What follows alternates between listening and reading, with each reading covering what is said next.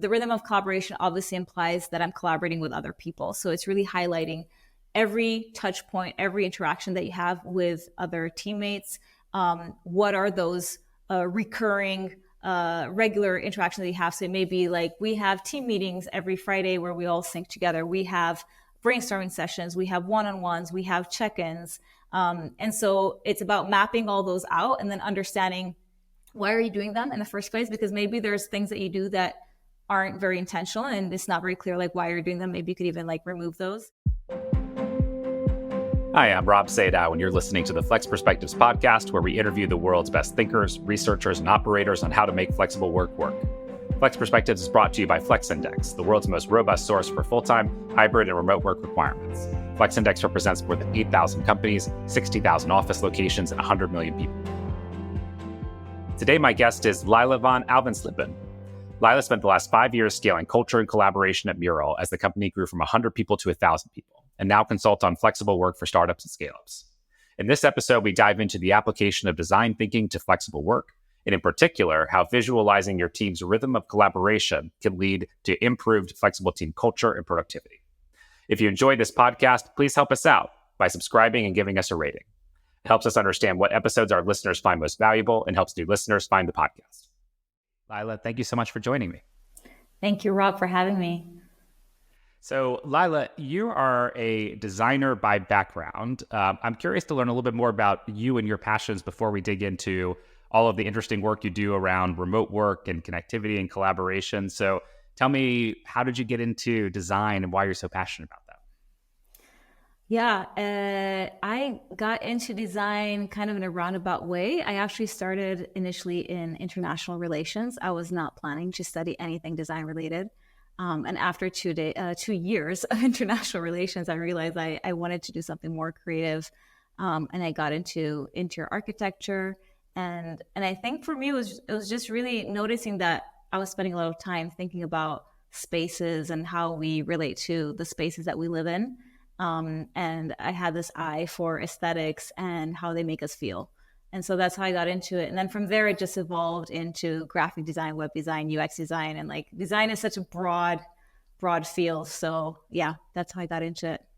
And one of the things you share with me that I thought was particularly interesting is it sounds like that manifested pretty early into not only design in the way you described it, but events and being involved in events. So tell me a little bit about that and why the energy for that type of activity. Yeah, the events was, I think, also a surprise for me, to be honest, because I'm not somebody who would usually go to big events or parties or things like that. I'm more of an introvert. But I noticed early on when I was doing an internship somewhere at actually like a center for cultural events. And I was helping them out and I realized I really enjoyed doing this. And I was helping doing design, so graphic design for film festivals, for example, and dance festivals. And that's how I got into contributing content for them, and then started volunteering when I was at university for these kind of festivals. And so I realized I liked the behind the scenes, the just the energy. You mentioned that word before. It does give you a lot of energy, and it's kind of like a high stress, situation, but in a way you give a lot of energy and you get a lot back for that short amount of time. And just seeing people's reactions and the magic that can happen between people and the relationships that can be built and the new ideas that can come out and the experiences that you feel like, it's all a combination of things that come together that just make me feel very alive. And was there a particular type of event? You mentioned dance, and I think you talked about film. Was there a particular type of one that you started to enjoy the most or spend the most time on? Probably music festivals. I was really into that when I was at university and after. So I'd attend a lot of music festivals, and I volunteered at a lot in Geneva, which is where I was studying at university in my bachelor degree. And I got to meet a lot of artists also like backstage. And so it also felt a bit special, like a little bit like a groupie, I guess, but I was just a little bit starstruck at meeting some of these people. And so, yeah, I think that remained. And then it kind of transformed in my work life later into things like retreats and offsites and creating ways for people to gather. So I think it's so interesting that you're so passionate about this topic and that you spend a lot of time at events, because you also think a lot about remote work. And I think some people maybe you would think about remote work as being kind of like much more individualized or kind of like less connected in that way. But you've done a lot of thinking on how do you blend those ideas. And so I'm curious, when did remote work start to come onto your radar as something that you were passionate about? And tell me a little bit about that journey for you personally. Yes. So I think I heard about remote work the first time during my master's degree. I was studying in Manchester at the time in the UK.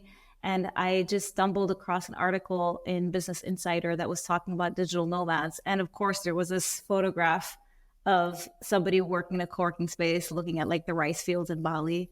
That was becoming a very trending place to be, a hub for nomads. And I saw it and instantly I knew that that's something I wanted to be able to experience myself. So that's how I heard about remote work. It was this very like extreme way of working remotely. It was like take a plane, go somewhere else and live somewhere else. But before that, in my personal life, I had already grown up in different countries and different continents because of my family and the job that my dad had. So I was used to moving around and I knew that I wanted to continue doing that. And so I couldn't see myself staying in like one office the whole time. And I did do that before my master's degree. I had a few jobs and as a designer, and I was getting exceptionally bored by the routine of like getting up every morning, going to the same office, sitting in the same place and having my manager looking over my shoulder at what I was doing. And I had a lot of artist friends and they were just doing whatever they wanted, kind of, like going to the studio, going to the cafe. And so I thought, wouldn't it be great to just work from where you feel more inspired? And again, I think that like concept of space comes back in, like what got me into architecture in the first place. It was like, how do I find a space that inspires me to get the best work done? And it sounds like there's a bit of wanderlust in there too, right? In terms of like that travel and seeing those different spaces. Is that right? Yeah, absolutely. It was like completely selfish desire to continue, being able to travel and work and just combining that passion with, having to earn money at some point and doing something. So that's what interested me about remote work is it gave me a lot of freedom to do that and to continue traveling. And so I think a good part of like probably the first 6 or 8 years of my remote work career, I definitely spent a lot of time traveling. I wasn't a constant digital nomad and I didn't define myself as one. Maybe early on I did, but not later. But I did see the value of like having a home base and then occasionally being a slow mad where you kind of go somewhere for a month or 2 months and just settle there for a bit and then come back. I'd never heard that term slow mad before, but before you just said that, I love that. Yeah, I love it too. I think the digital nomad word terminology kind of comes with certain connotations, which I don't ideally I don't align with that. But the slow mad for me is more of somebody who takes their time to learn the local culture and really tries to live there as if they are from that place, as opposed to like, I'm trying to travel and see as many places as possible. And so which ended up appealing to you more? Was it more of that slow mad versus that's what we end up liking more? Yeah. And then there were places that I would like go back to as well, just because I liked them so much. So it wasn't about collecting as many stamps as possible on my passport and trying to see like all the countries of the world or anything like that. There are some digital nomads, I think, who try to see as much as they can and like soak it all up. But yeah, I think in my remote work experience, it's been more about like, how am I feeling now and like, what am I in need of? And for example, when I lived in London, this was a true situation. My doctor told me at one point, it's like, you're really lacking in vitamin D. I suggest you go somewhere where there's sunshine. And it was the middle of winter in London. And so I went to Morocco for 2-3 weeks. And I could because I was working remotely and it was, something I needed in that moment to get more sun. I love that story and the way that you're able to self-actualize in that way. Yeah. And just like that was important for you. That still jived with what you were trying to accomplish work-wise. Totally. Exactly. So you spent a pretty seminal period of your career so far at Mural. And I think Mural, you held a number of different roles and experiences there. But in some ways, it seems like it was a reflection of a blending of both your experience around remote work and some of your passion around design and events. And so for folks who may be less familiar, tell me a little bit about what is Mural? What was the company like when you got there? And kind of like, how did your experience evolve in that time? So Mural, for those who haven't heard about it yet, is an online whiteboard. It's a platform for visual collaboration. And it's yeah, it's like a whiteboard, but it's online basically. And I had been using it already before working there. So I was, I guess, one of the early-ish adopters. And I had included Mural in my master thesis because I was writing my thesis on how to do design thinking remotely using a tool like Mural. And so I knew some of the people there already, and then happened to also meet the team early on when I was working at my previous employer before Mural. They did their company retreat in Argentina, where Mural is headquartered, initially where it started from. So that gave me like a lot of contact with Mural early on. You know, I got to meet their team. They gave us like a personal demo during our retreat, which was amazing. And I stayed in touch. And so by the time I joined them, I was freelancing, and I knew their head of customer success, who is today their chief evangelist, Jim Callback. And I asked him, hey, you know, I'm freelancing now. Could I join? And so that's how I got my foot into the door of Mural. And that turned into like a 5-year adventure with them. When I joined, we were about 65 people, I think. Most of the team was based in Argentina. Jim was based in the US, so he was my manager. I think he was the first person hired there, and I was the first person hired in Europe. And then it just grew from there a lot. And I really went through this like super growth phase with Mural. Well, we all did. It was a journey for everyone.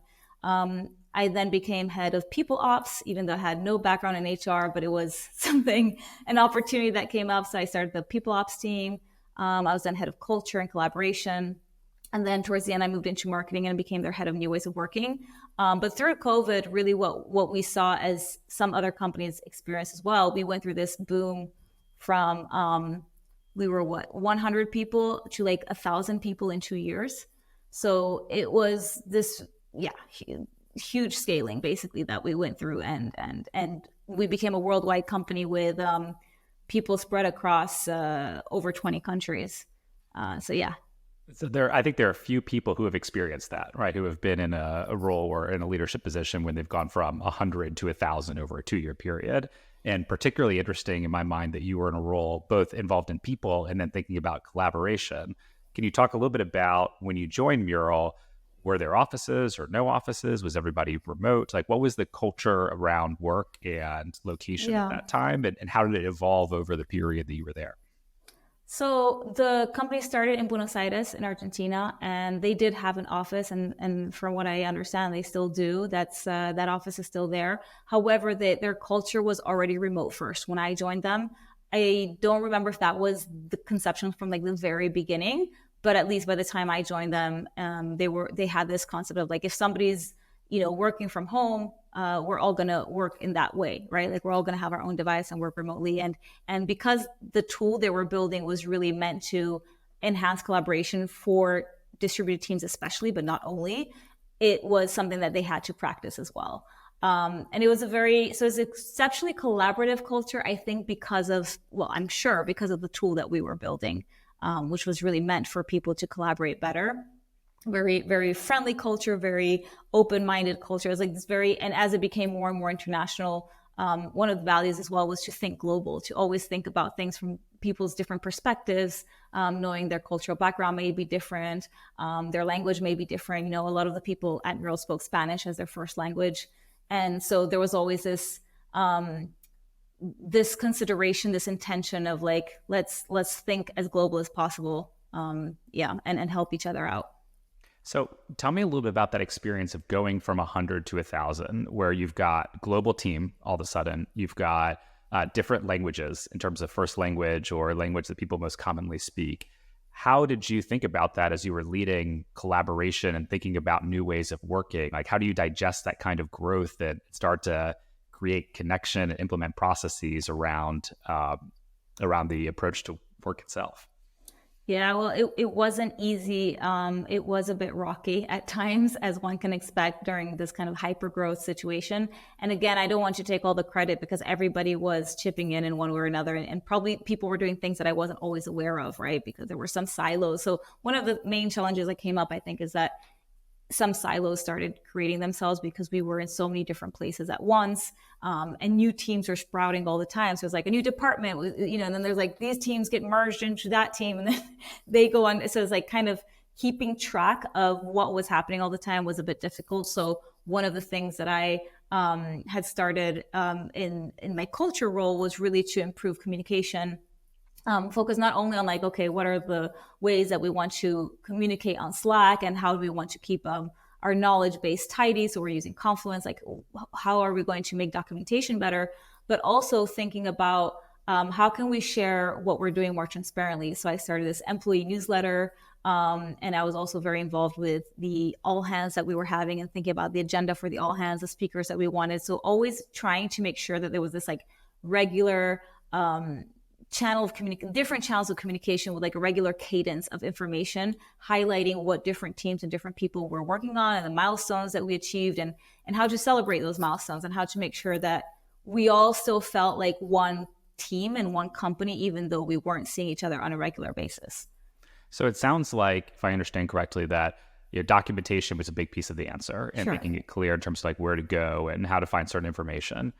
The communication cadence, and how do you think about putting out information, enabling people to celebrate?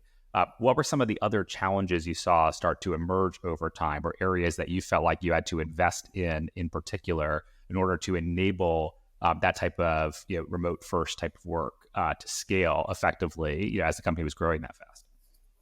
Yeah, I think one of the challenges we had, well, I think when it comes to hiring people, we were already looking for people who had experience hiring remotely, ideally, or were ready for it, because we didn't have time to train people necessarily on how to work remotely.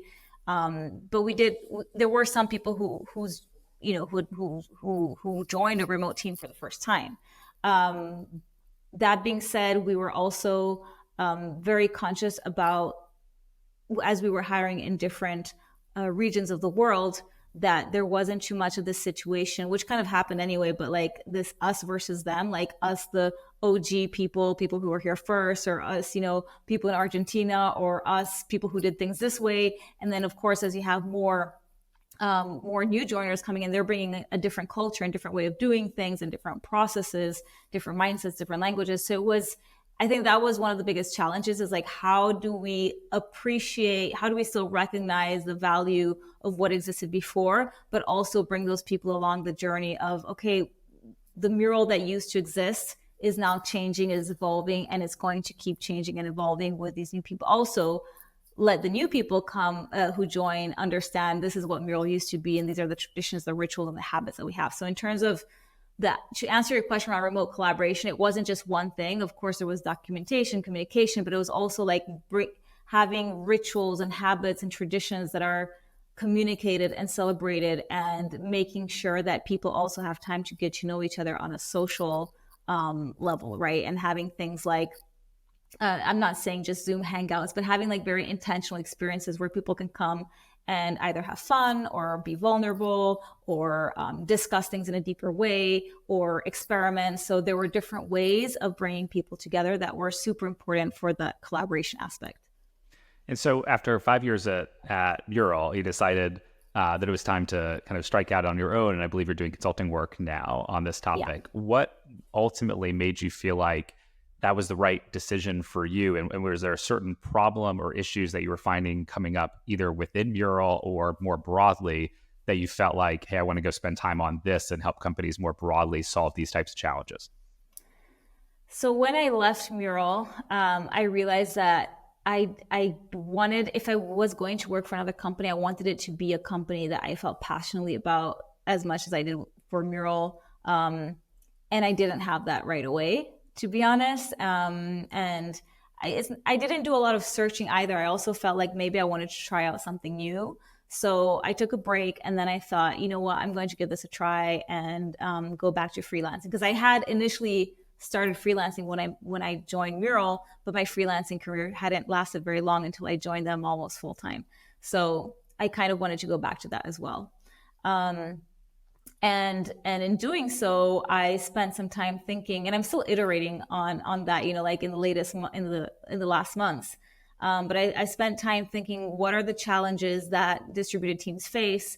And ultimately for me, especially for startups and scale-ups, it comes down to understanding what culture you want to shape, you'd like to have as a company founder or as a CEO. and understanding that you can influence that, and it's better to start early than wait. So thinking about culture early on, I think some companies don't really make time to do that because they're busy more like thinking about the product and the vision and all these kind of things. Employee experience, like how do you improve that when you are distributed, because it looks different in a hybrid setting or in a remote setting than if you're in person, and looking at that whole employee journey. And then also, I realized that as you're working remotely or hybrid, the importance of gathering in person becomes even more important because it's so rare. So how do you curate that event? How do you make it special and memorable? And so those are the things that I'm working on now as a consultant. And to answer your questions in terms of like, what do people struggle with? Well, I mentioned the culture and employee experience part, but when it comes to retreats, at least in my experience, what I saw as well was that sometimes managers are given a budget or are given a task of organizing an offsite for their team, and they have no idea where to start. So instead of doing like a company-wide retreat, it's more like, okay, well, this team or this department should go and meet in person. Now figure it out. And managers are so busy doing their jobs that if you add an extra layer of like, you have to now organize an offsite, they're really like, they just don't know where to start. So that's kind of what, where my thinking was going. And so if I think about all the different pieces that you're working on or thinking about, one of the things that you and I talked about ahead of time that I thought was really interesting is this idea of like human-centered design and all of these things together, how that forms in some ways almost like a rhythm of collaboration, I think is the language or framing that you use. So what is rhythm of collaboration? And tell me a little bit about how you can apply that thinking as a manager or as a team to better improve how you might coordinate and actualize, hybrid or remote work, whether you're spending more time in the office or you're maybe fully remote as an organization. Yeah, so I think the way I see it, rhythm of collaboration is really highlighting all the interactions and the activities of a team that they will have together. So I see it as different from like rhythm of work, which is maybe just relating to more like, I could have a rhythm of work on my own as an individual and say, well, my rhythm of work is that I have meetings only on these days and I start work at that time. But the rhythm of collaboration obviously implies that I'm collaborating with other people. So it's really highlighting every touch point, every interaction that you have with other teammates. What are those recurring, regular interactions that you have? So it may be like, we have team meetings every Friday where we all sync together. We have brainstorming sessions, we have one-on-ones, we have check-ins. And so it's about mapping all those out and then understanding, why are you doing them in the first place? Because maybe there's things that you do that aren't very intentional and it's not very clear like why you're doing them. Maybe you could even like remove those. Where do you do them? In a virtual space or in a hybrid space? Like, what does that look like? Which tools are you using? Are you doing them synchronously or asynchronously? Are you doing them often, like once a week or not that regular? Maybe it's like a once a quarter kind of interaction, but it's just trying to understand and mapping all those out so that everybody has a clear understanding in the team of like, okay, this is us, right? This is how we work together. And it's quite easy to set up, but you can like then iterate on it. And I think it's important for managers, for themselves as a leader, to have a picture of like what that looks like so that they can also understand, is this the best use of our time together? So when you take teams through that, and I don't know if you did this at Mural or you've done this with other teams since you've been consulting on your own, but how do you actually go through that process? Is it manager led or does the team do it together? And how do they go about documenting? And I'd love to, if you could take me through the process a little bit in terms of like, how do you actually accomplish that and create something that everybody can kind of buy into and use? So I would say this is a very simple tool. They don't need a consultant for. I have actually written an article about it, and I'm working on a template so that people can do this on a whiteboard like Mural. But the way it could start with a manager doing it on their own in the beginning and saying, okay, let me map out every touch point, every interaction we have. So by using an online whiteboard and having these virtual sticky notes, you literally can put in a row like every single meeting or regular interaction that we have. It could be asynchronous or synchronous, right? And then beneath each one, then you can have different rows where you're like, this is when we do it, this is why we do it, this is who is involved, and putting people's names, not just like employees, right? Like being very specific about who joins that interaction, because in some teams, you may not have everybody involved in a specific recurring habit or ritual. Where are you doing it? Why? And it's like mapping all these things out. And then as a manager, you could then show it to your team and say, hey, team, this is our rhythm of collaboration. What do you think? Let's discuss and let's start iterating and seeing, like, is there anything that we need to change? Or you could do the whole activity as a team. And I would say it wouldn't take more than 2 hours, including time for discussion and like clarifying questions and that kind of conversation. Do you think it's more effective to start with your existing rhythm, so to speak, and documenting it? Or should a team think about it ground up and say, hey, look, we feel like we meet too often or running into these problems. Like what would we design it to be from scratch if we could do it today? Like, I'm curious how you think about the right starting and ending point. That's a good question. I personally like starting with having an understanding of the current context and seeing like, this is where we are now. And then you can do some kind of future visualization of like, here's where we would like to be, or maybe have another company in mind that does things in a way that inspires you. For example, at Doist, and I know you had Chase Warrington on your podcast before, but he was great. He's amazing. So they are very async focused, right? And that's not for everyone. That's just the way their culture is. I would say Mural was the opposite of that, for example. So I think it's important to know, like, oh, maybe this company inspires us and they only have meetings like for 2 hours a week. How can we achieve that goal? And then you could set that goal up for yourself in your framework of the rhythm of collaboration and see if you can, maybe you can't do it overnight. Maybe just kind of start diminishing it and saying, okay, this quarter we're going to have fewer meetings, and then the quarter after that, even fewer, right? And so the rhythm of collaboration as a framework, I would say, is very modulable and flexible, and you really shouldn't look at it as something that's like fixed in stone, but something that you can always go back to and iterate on. I imagine one of the complexities in doing this, especially for larger organizations, is you might have your rhythm as a team, but then what happens if another team actually has a very different rhythm, or kind of like the cultural context of the organization broadly maybe is a little bit different than the way your team currently operates or would really like to operate? Is there a way or a thought process of how do you make sure this jives with what other folks are doing? Or if you're trying to roll this out at a company level, do you have to start at a certain level and then kind of do this by team to make sure everything stays kind of synced and coordinated? Yeah, that is definitely a challenge. And I will be honest, I haven't done this on like a huge level yet because I mainly work with, smaller companies. But even in a company with like 800 people, you're going to definitely encounter that problem. I would say that it's important to figure out team-wise and maybe with like the teams that you work closest with, whether, like at least be transparent and communicate with them and let them know, hey, this is our rhythm of collaboration. Maybe you can start with tuning into another team's rhythm of collaboration and having like similar ones. Let's say they have like a weekly sync together, like product team with let's say the marketing team.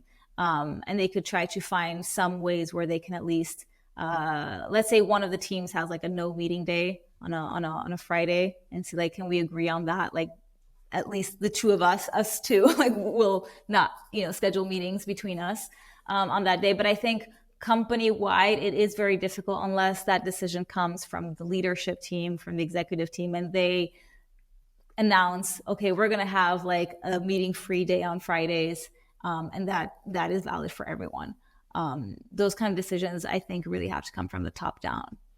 And it strikes me that the overall focus on intentionality feels really important. One thing that I've talked about with Chase, as you mentioned, and also Brian Elliott, who came on the podcast, we talk a lot about team level agreements and even just the culture within a team. And how do you think about when are we online or not online? And what do we do synchronously versus asynchronously? And in some ways, it feels like getting to this rhythm of collaboration is almost like the natural output of having your team level agreement on how we work, right? Like actually turning that into a map of the way that we coordinate week to week or month to month.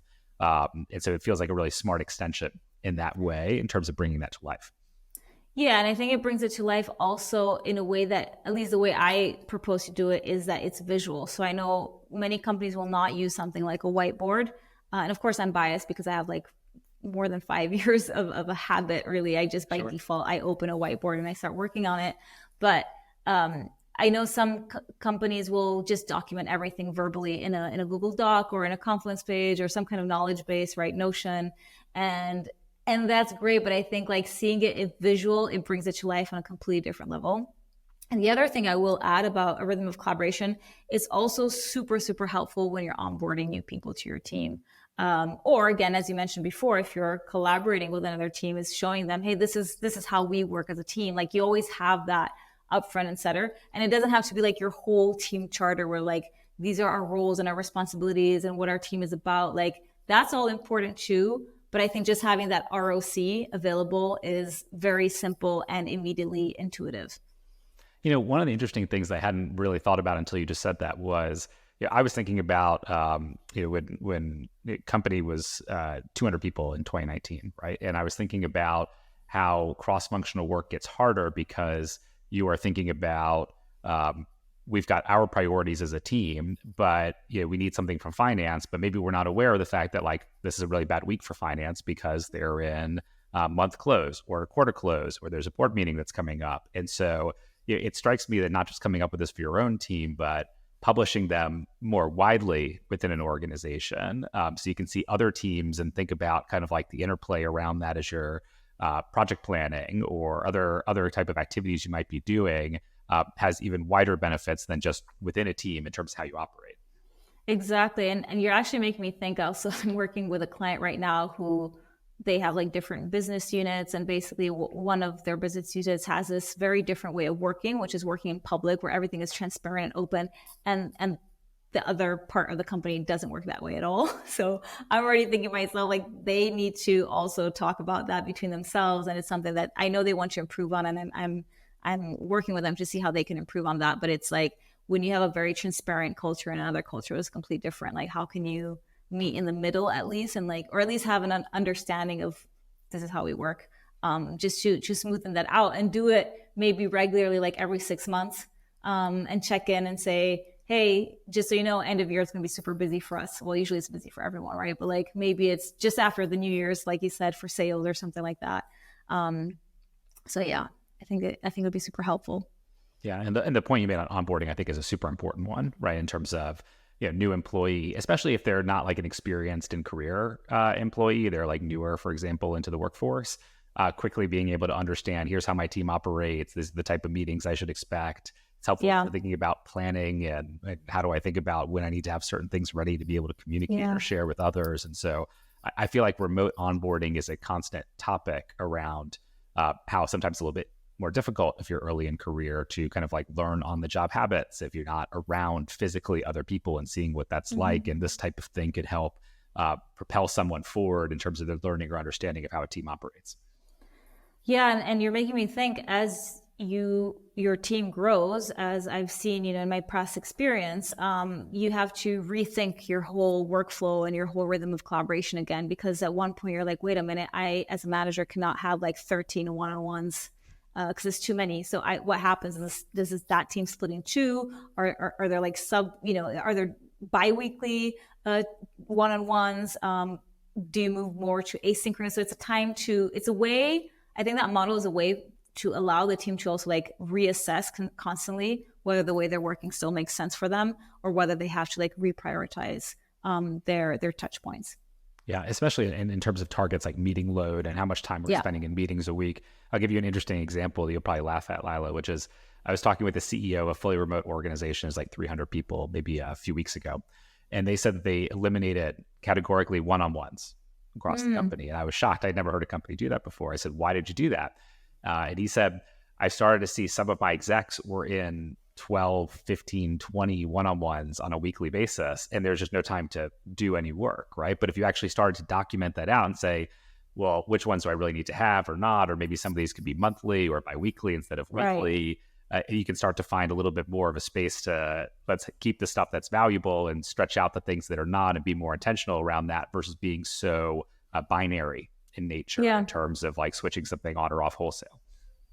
It sounds almost like drastic as a decision when you said it at first. I was like, because it's so important, especially as a manager, to understand how your direct reports are feeling at all times and how they're doing on what they're working on.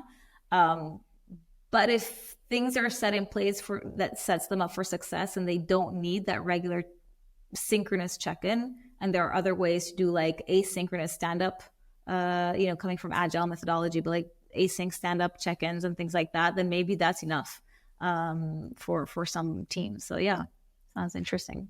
So we spent a lot of time talking about rhythm collaboration, which I think is a super interesting topic. I'm curious around team dynamics broadly and some of the things that enable effective remote or hybrid teams. And we talked about documentation, communication, rhythm.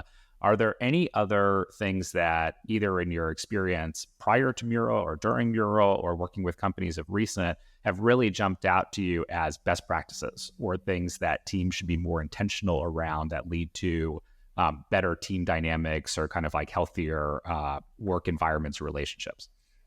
I feel like there's so much to say on that, but a few things that come to mind. I would say, so meetings, first of all, right? Like we talk about meetings a lot. I'm still shocked at how many bad meetings there are. Like when I join other people's meetings and how that on its own affects team dynamics so much, because I'll see like one or two people talking and there's like 9 people in the call and the others are not talking and they're probably disengaged or who knows what's going on in their mind, right? But they're just not like, they're not interacting. And so I think like starting with meetings already is because that's when people come together, when they're distributed, right? That's the one time where you can actually get a sense also of the culture and how people are treating each other and behaving, because it's the one time where we're all together in a virtual space.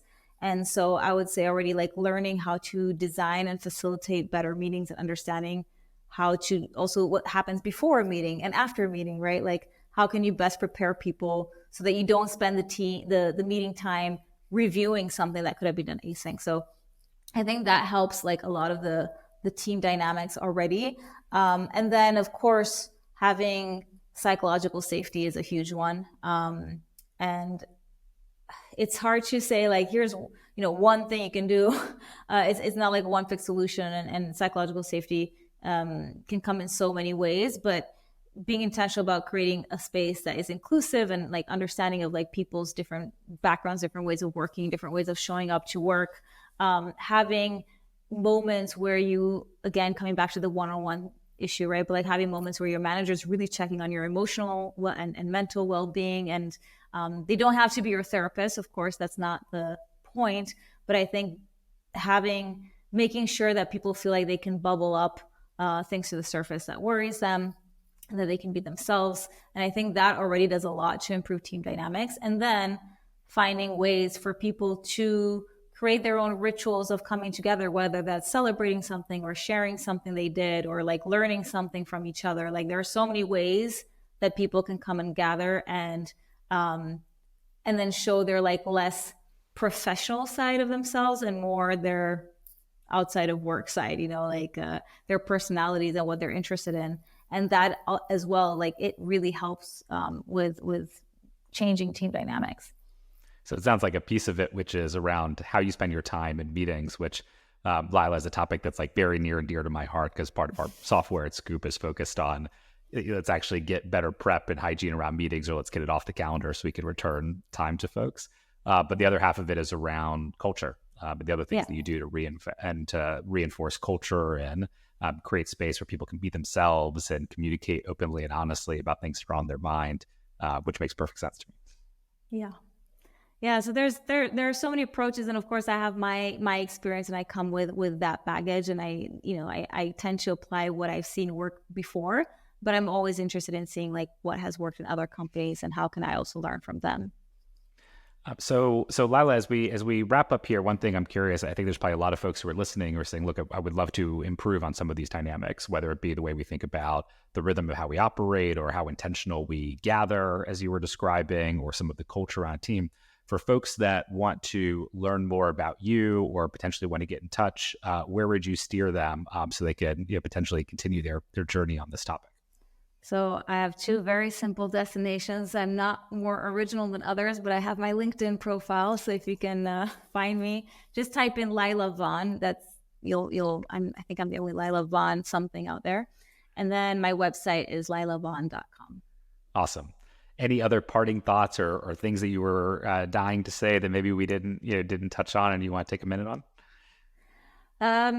I think a topic that I've been discussing often with friends is just the situation. And I say situation as if it's something really like specific, and it's not, it's broader than that. But I find that this has been a hard few years for managers, especially middle managers.